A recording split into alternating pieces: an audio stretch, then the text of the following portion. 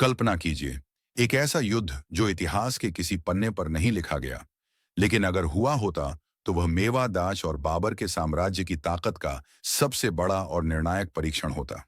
दो दिग्गज सेनापतियों का आमना सामना, एक और महाराणा कुंभा, मेवादाच के नायक, जिनकी वीरता और असाधारण रणनीतियां इतिहास में अमर हैं, और दूसरी ओर बाबर, एक विजयी सम्राट जिसकी विशाल सेना और युद्ध कौशल ने उसे अजेय बना दिया था।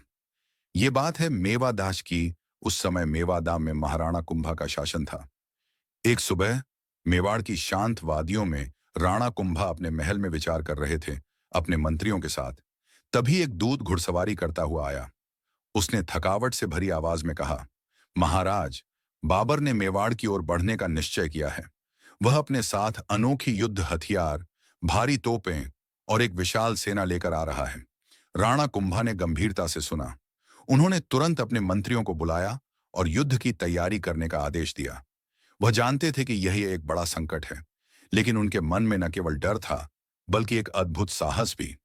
बाबर की सेना तेजी से मेवाड़ के पास पहुंच रही थी। राणा कुंभा ने अपनी सेना को एकत्र किया। युद्ध रणनीति बनाने के लिए मंत्रियों ने इकट्ठा होकर चर्चा की। हमें अपनी उच्चतम शक्ति दिखानी होगी। हम तोपों के खिलाफ खड़े नहीं होंगे। हमें उनकी किलाबंदी तोड़ने का तरीका खोजना होगा, एक मंत्री ने कहा। 2 दिन बाद मेवाड़ के किले के दरवाजे पर बाबर की विशाल सेना खड़ी थी, जिसमें बड़े बड़े तोप थे। बाबर ने एक संदेश भेजा, राणा कुंभा, अपने घुटनों पर आ जाओ और घुटने टेक दो। यह तुम्हारी भलाई में है। यह सुनकर राणा कुंभा का खून खौल उठा। उन्होंने सभा में सभी योद्धाओं को बुलाया। अपनी शक्तिशाली आवाज में बोले, हम केवल महादेव के आगे झुकेंगे। यह समय है इन मुगलों को दिखाने का कि हम बुज़दिल नहीं हैं। हम भारत के सच्चे रक्षक हैं।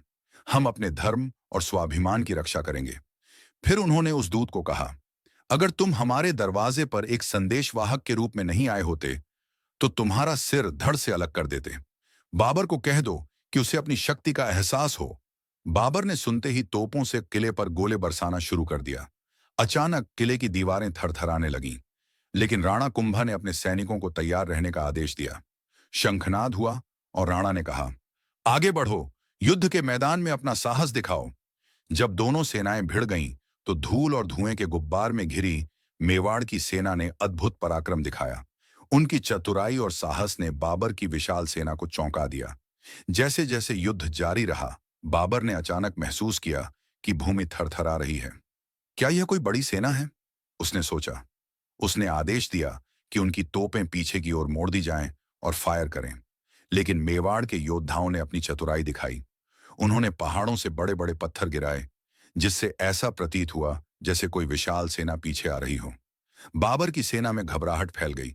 इस दौरान राणा कुंभा ने अपने गुप्त धनुर्धारियों और घुड़सवारों को आदेश दिया कि वे बाबर की तोपों के दस्ते पर हमला करें। यह हमारी जीत का समय है, उसने गर्जना की।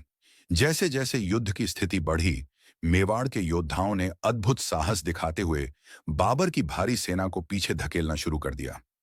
राणा कुंभा की प्रेरणा से प्रेरित होकर उनके सैनिकों ने 80,000 मुगल सैनिकों के खिलाफ अद्भुत प्रदर्शन किया। छोटे से छोटे समूह ने मिलकर बड़ी मुगल सेना को हराने का साहस किया। आखिरकार कुछ ही घंटों में बाबर की सेना ने हार मान ली। राणा कुंभा ने विजय का झंडा लहराया। उन्होंने अपने सैनिकों की ओर देखा, जिनकी आंखों में गर्व और उत्साह था। हार के बाद बाबर ने महाराणा कुंभा को पत्र भेजा, आपने मेरी सेना को हरा दिया है, लेकिन यह तो सिर्फ शुरुआत है। मैं लौटूंगा और फिर तुम देखोगे कि बाबर का तूफान क्या कर सकता है। ये देख महाराणा कुंभा भी हंसने लगे। इस वीडियो को देखने के बाद कमेंट सेक्शन में हर हर महादेव जरूर लिखें और बताएं कि आपको यह काल्पनिक कहानी कैसी लगी।